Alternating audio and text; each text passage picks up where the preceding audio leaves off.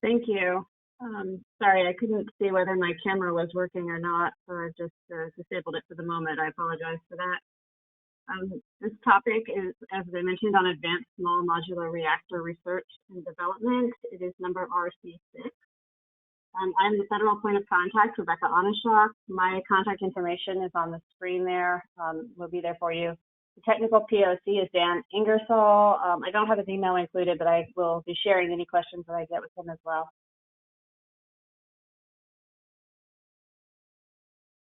I'm going to go quickly through the background on the SMR program and then get into what we are and are not looking for in this particular scope area. In general, DOE has been supportive of a broad range of SMR opportunities. They are ranging from very high TRL near-term deployments to later longer-term types of deployments. Small modular reactor in our program refers both to light water reactors and various types of non-light water concepts if they fit the general mode of a small modular reactor, which typically refers to factory fabrication, lower capital costs. Typically, they can be used in a broader range of siting locations, typically smaller, low cost than current generation fleet, but they are not microreactors. So we're not talking about things in the kilowatts or a few megawatts, things that go on trucks, portable, that sort of thing. For that, we look to the microreactor program. So we're looking at that intermediate size range. The affordability, the grid benefits, their national security benefits, and they offer a variety of manufacturing jobs, supply chain opportunities, a lot of reasons to help move this technology forward in this niche space. The goal of the program is supporting cost-shared design-related research and development. That is the primary area where we focus. There's a lot of industry-driven work, but there is also a lot of space in this area for universities to look at that next-level research, either areas that are not needed for those initial deployments, things that aren't commercialization ready yet, but that can really help this type of reactor and this class of reactor achieve its full potential. So what we're doing mostly in the program is looking at these new designs, these licensing activities, operations and maintenance, advanced manufacturing, but only as applies to making this kind of reactor really achieve its greatest potential. So not just broad-based advanced manufacturing. So when I get into the scope, I'll differentiate a little bit of what we mean by that. In past award cycles, this is the third year that we've included this scope. We've had some work on steam generators, automated control strategies for working multiple units together, different kinds of market applications, and most recently, looking at smaller sized steam generators that focus on this kind of a market. So getting into the specific scope, you'll notice I underlined something in here that I really want to make sure it comes through clearly. We're looking at technologies, capabilities, methods, a broad range of types of things, but the idea is that they would be specific to helping enable or enhance things related to SMR characteristics and environment to improve their deployments, their operations, and overall usefulness in the goals we're trying to reach with that. So things like innovative design solutions, operations, applications, the nature of the technical work is less important than where it lands. And when I get into the not of interest, I hope that'll help clarify it. Again, we're not looking for things that are focused on microreactors.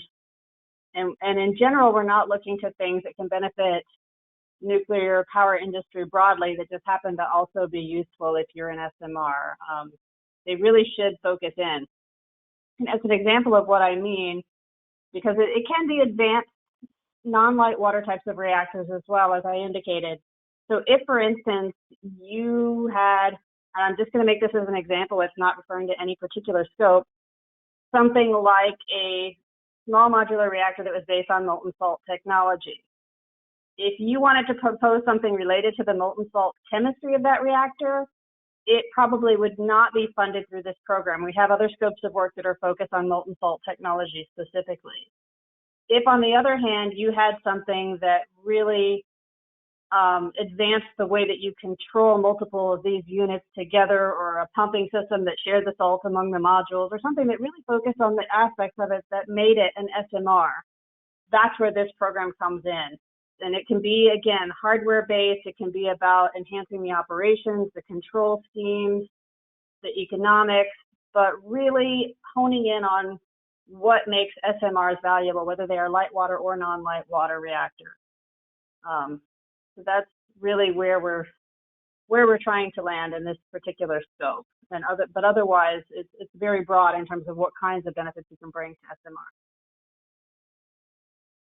And that's really all I had to say about it, because it is so broad. I don't have specific examples of technical gaps or needs. We really leave that to your innovation. So I'm happy to open it up for questions if people have those.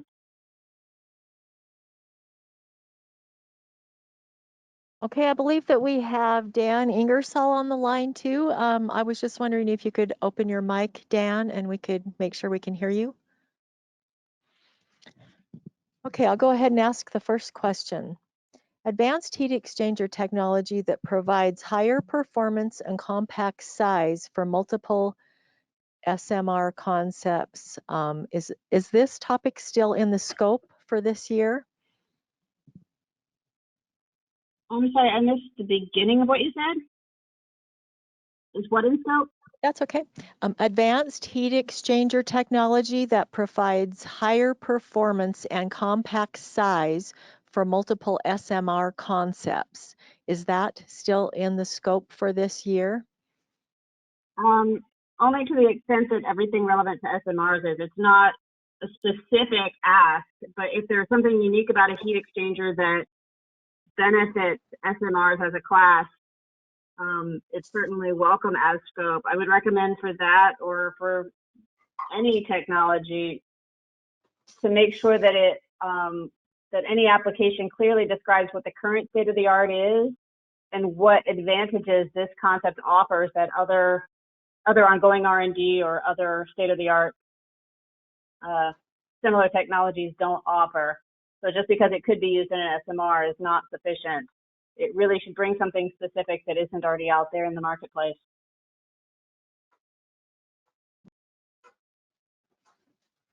Okay, So next.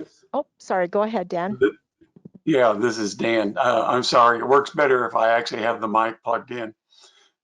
So you can hear me okay? I can hear you fine, thank you. Okay.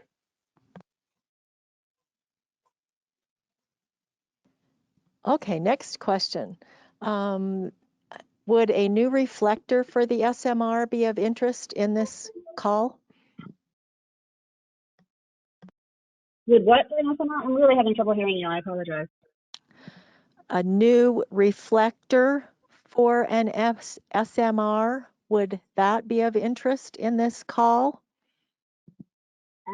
That would really depend on something in the application demonstrating what type of reactors it's beneficial for and how it's beneficial. It's not about the specific type of technology, so much as showing that there is a gap in achieving the full potential of SMRs, either as a class or as a specific reactor, and showing how the technology would advance that.